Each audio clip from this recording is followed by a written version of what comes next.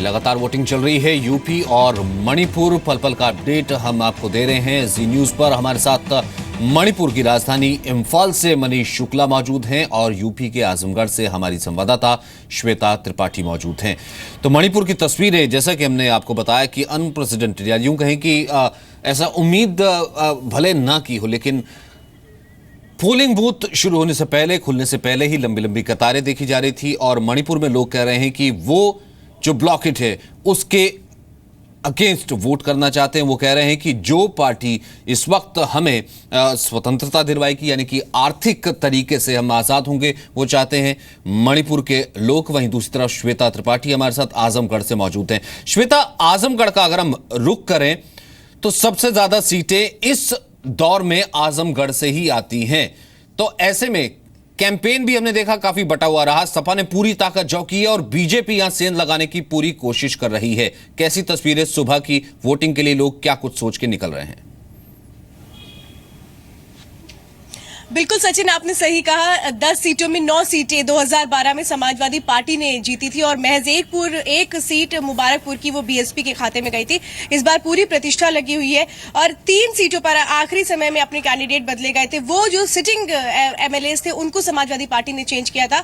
और खासतौर पर अगर हम बात करें तो दीदारगंज की सीट अहम हो जाती है, क्योंकि यहाँ से पूर्व विधानसभा अध्यक्ष सुखदेव राजभर बीएसपी के टिकट पर चुनावी मैदान में है। तो 2 सीटें रिजर्व है, लालगंज और दीदारगंज, ये सुरक्षित सीटें हैं। तो वहीं अगर हम बात करें तो 2014 में पहली बार हार का सामना करने वाले रमाकांत यादव की प्रतिष्ठा भी दांव पर लगी है। मुलायम सिंह यादव से उनका मुकाबला था। मुलायम सिंह यादव यहां से सांसद बने, लोगों का प्यार उनको मिला और इसलिए भी कई मायनों में देखा जाता है कि आजमगढ़ बहुत खास हो जाती है। मैं एक बात आपको और बताती हूँ, आजमगढ़ के एक साइड वाराणसी और एक साइड गोरखपुर है, यानी कि सीधी लड़ाई योगी आदित्यनाथ और नरेंद्र मोदी के साथ समाजवादी पार्टी की है। तो कई मायनों में चुनौती है। जरा मैं यहाँ की तस्वीरें भी दिखाती हूँ। मैं इस वक्त शिवली कॉलेज में खड़ी हुई हूँ, जिसका अपना एक इतिहास भी है। एशिया की सेकंड लार्जेस्ट यूनिवर्सिटी के अलावा यहाँ पर लाइब्रेरी सबसे बड़ी है, उसके लिए भी इसको जाना जाता है। और ये सचिन, आप देख भी रहे कि आदर्श पोलिंग बूथ है, इसको जिस तरह से सजाया गया है। सुबह से ही युवा निकल रहे हैं अपने मताधिकार का इस्तेमाल करने के लिए। अगर जातिगत समीकरणों की बात करें तो अभी तक जो भी वोट यहाँ पर देखने को मिलता रहा है वो हमेशा ही जातिगत समीकरणों को ध्यान में रखते हुए हुआ है। विकास का मुद्दा पीछे हट जाता है, फिर चाहे बुनकर हो, चाहे घाघरा का मुद्दा हो, कई ऐसे मुद्दे जो हमेशा यहाँ पर देखने को मिलते रहे हैं। लेकिन जब भी हम जो पारिवारिक कलह का असर है वो भी यहाँ पर देखने को मिलता है कि नहीं मिलता है? क्योंकि अमूमन हमने देखा है यहाँ पर सीधा सीधा जो असर है वो नेताजी का रहा है या फिर मुलायम सिंह यादव का रहा है। अब मनीष, एक बार फिर से आपका रुख करना चाहूंगा। बहुत साल पहले की बात है, जिक्र अगर मैं करूं जिसका आप पहले भी हमें जो वहां के वोटर है वो बता रहे थे, इम्फाल का हमने रुख किया था। वहां पर लोग ये कह रहे थे कि सबसे बड़ी समस्या ये कि आर्थिक स्वतंत्रता, यानी कि ये होता है कि अमूमन हम ब्लॉकेड हो जाते हैं। अगर कुछ बंद हो जाए तो चीजें नहीं पहुंच पाती हैं, सिलेंडर नहीं पहुंच पाता है, गैस नहीं पहुंच पाती, दाम बढ़ने लगते हैं।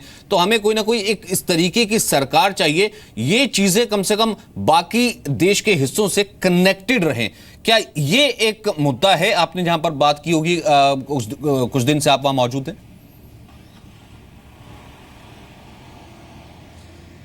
देखिए सचिन, अगर आप देखें तो प्लेन में जो भी नेशनल हाईवे आती है वो पहाड़ों के रास्ते से होकर के आती है और जो पहाड़ के एरिया है वहां पर नागा हैं, नागाओं के कई ग्रुप हैं और जब भी यहाँ पर अपनी बात किसी को मनवानी होती है वो उस हाईवे को ब्लॉक करते हैं। यहाँ की बहुत ये पुरानी प्रॉब्लम है। पॉलिटिक्स भी इस पर काफी खेली जाती है क्योंकि जो सीट्स हैं, करीब 20 विधानसभा सीट वो इन पहाड़ों के एरिया में है और 40 जो विधानसभा सीट है वो इम्फाल या वैली का एरिया है।